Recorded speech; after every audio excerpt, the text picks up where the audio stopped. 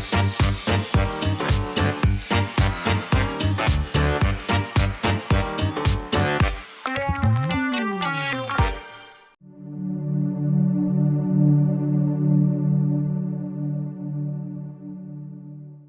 auditeurs, bonjour et bienvenue à ce 3e épisode de votre podcast Podcast City. Je suis Isabelle, votre hôte, bibliothécaire documentaliste, et une fois encore, je vous emmène au cœur de l'Ardenne belge, à la découverte de Saint-Hubert. Laissez-vous guider dans cette nouvelle expérience. Je vous propose un épisode immersif, sonore et gourmand à écouter au creux de l'oreille, entre folklore, histoire et terroir. Allez, c'est parti, très bonne écoute. Saint-Hubert, cette petite ville nichée au cœur de la forêt ardennaise, regorge d'histoires à raconter. Dans les précédents épisodes, je vous ai parlé de son illustre patron, Saint-Hubert, et de son célèbre peintre, Pierre-Joseph Redouté. Mais l'histoire de la ville ne s'arrête pas là. Elle est aussi façonnée par celles et ceux qui, au fil des siècles, ont marqué la vie locale. Parmi eux, une confrérie singulière et incontournable, celle des bouchers de Saint-Hubert. Une tradition bien ancrée, mêlant savoir-faire, entraide et mémoire collective, et qui continue encore aujourd'hui à faire battre le cœur de la cité. Laissez-moi vous emmener à la découverte de cette confrérie pas comme les autres.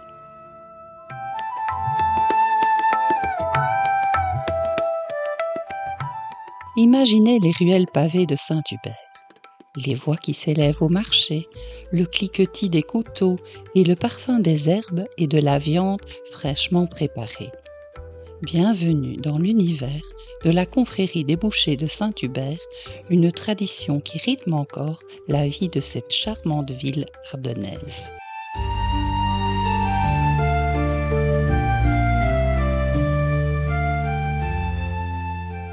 Saint-Hubert, patron incontesté des chasseurs, est également vénéré par de nombreuses corporations. Gardes forestiers, cabaretiers, drapiers, fondeurs, pelletiers, arbalétriers et bien sûr, bouchers. Dès le XIVe siècle, la corporation des bouchers s'est organisée à Namur, où elle restera puissante jusqu'au XIXe siècle. Les bouchers y étaient regroupés près de la Sambre et vendaient leur viande dans la fameuse halle à la chair, lieu obligatoire pour les bouchers et poissonniers de l'Ancien Régime. Confrérie de Huy, elle remonte au XIIIe siècle. À Gand, une chapelle est dédiée à Saint-Hubert dès 1448.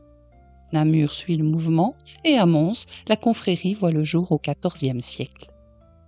À Saint-Hubert aussi, les bouchers s'organisent. En 1591, à la demande des gens du métier, Jean Ballat, seigneur et abbé de Saint-Hubert, leur donne un règlement et érige leur confrérie en l'église Saint-Gilles. Supprimée comme toutes les autres à la Révolution française, la confrérie tombe dans l'oubli. Mais elle renaîtra. À l'initiative de l'historien François Bourgeois, avec Jean-Jacques Mulders, Jacques Champion, Léopold Gillard et le doyen Maxime Dessois, l'idée de renouer avec cette tradition refait surface. Le 28 septembre 1958, en la basilique de Saint-Hubert, se tient l'intronisation solennelle de la nouvelle confrérie, qui choisit Saint-Hubert comme patron, remplaçant ainsi Saint-Barthélemy. Ce choix symbolique s'explique. Saint-Hubert, fondateur de la ville de Liège, avait accordé son pardon à ceux qui avaient participé à la mort de son prédécesseur, Saint-Lambert. Ce geste de clémence en fait un protecteur tout désigné pour la confrérie. Ce fut un beau départ. Les festivités s'inscrivaient dans le programme d'inauguration de la place des bouchers, à l'emplacement de l'ancien abattoir. Un cortège en blanc animait les rues.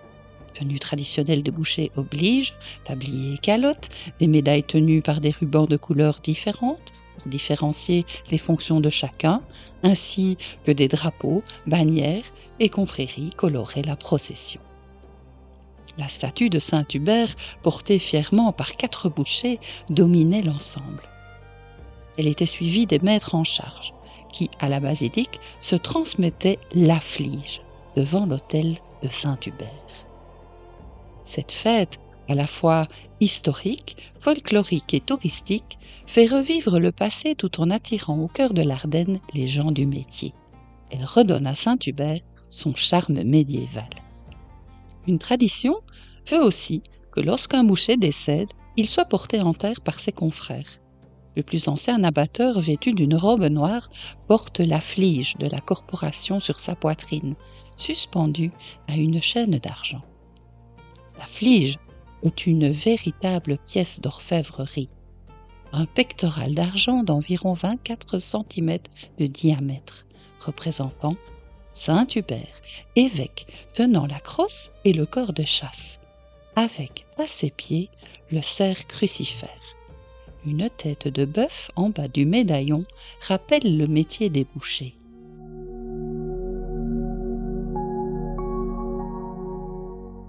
Parmi les grandes figures locales, impossible de ne pas citer Jean Schlackmulders.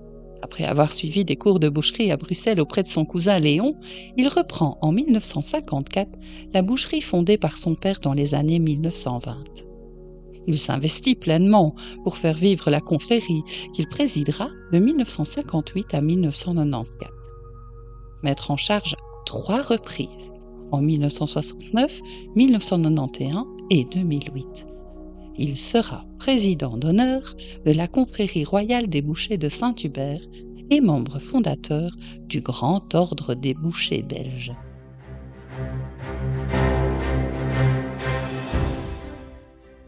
Aujourd'hui encore, la tradition perdure. Un cortège transporte la flige et la statue de Saint-Hubert jusqu'au monument aux morts. De retour à la basilique, la corporation élit son nouveau maître boucher, dit maître en charge. Après le sermon, le doyen bénit la flige et la remet pour un an au nouveau maître. La statue en bois polychrome daterait de la seconde moitié du XVIIe siècle ou du tout début du XVIIIe siècle. La confrérie participe aux grandes cérémonies officielles et aux événements associatifs ou religieux. Bénédiction de la statue de Saint-Hubert en 1986, accueil du nouveau doyen Philippe Gauss en 2007.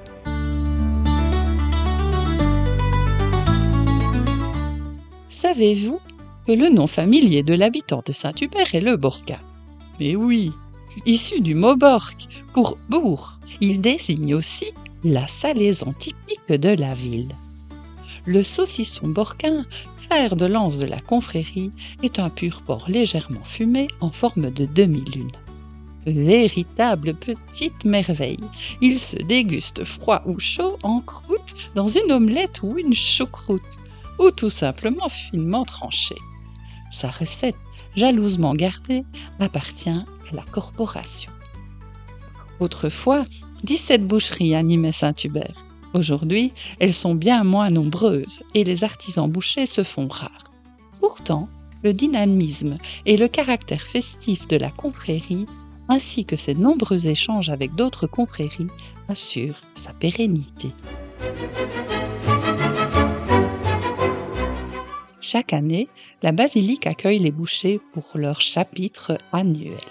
Généralement le dernier dimanche de septembre, proche du 30, date anniversaire de la translation du corps de Saint-Hubert de Liège à Andage. En 2025, nous célébrons les 1200 ans de cet événement. Le dimanche 5 octobre, le cortège des bouchers débutera à 10h avec drapeaux, bannières et dépôt de fleurs au monument aux morts. À 11h, une grande messe sonnée par les trompes de chasse du Royal Forest Saint-Hubert aura lieu dans la basilique, ouverte à tous. Le maître en charge de 2024 transmettra alors la flige à son successeur, perpétuant ainsi l'éthique du métier, la tradition artisanale et l'esprit de service. Les bouchers venus de tout le pays seront présents. À cette occasion, les salaisons typiques de Saint-Hubert, les borquins, seront bénis et distribués dans le porche de la basilique. La journée se clôturera par une séance académique et un grand banquet pour les bouchers. Chers artisans, vous êtes les véritables ambassadeurs de la boucherie et nous serons fiers de votre succès. Bon amusement!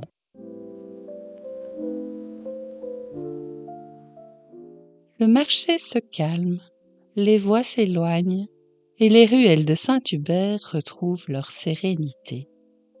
Chers auditeurs, notre voyage au cœur de la confrérie des bouchers touche à sa fin. Mais ces traditions, elles, continuent de vibrer dans la ville. Merci d'avoir partagé ce moment avec moi. J'espère que cette plongée dans l'histoire et le savoir-faire local vous a transporté. Retrouvez toutes les informations pratiques dans la description de cet épisode et sur les pages Facebook du tiers-lieu de la ville. Rendez-vous très bientôt pour un nouvel épisode de Podcast City, très vite pour la suite de nos découvertes à Saint-Hubert, pays des forêts et de la nature.